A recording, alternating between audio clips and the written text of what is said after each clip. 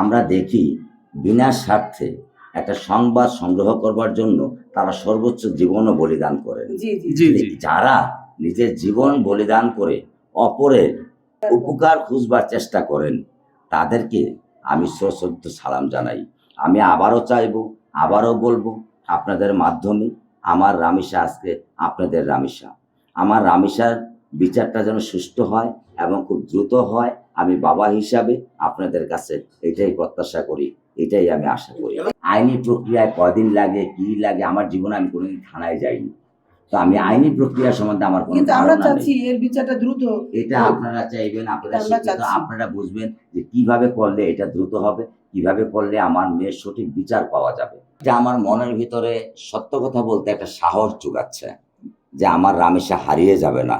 আমার রামিসা এই বাংলার বুকে, বাংলার জমিনে মাননীয় প্রধানমন্ত্রীর দেওয়া কথা অনুযায়ী আমি আমার একটা সুষ্ঠু বিচার আমি পাবো।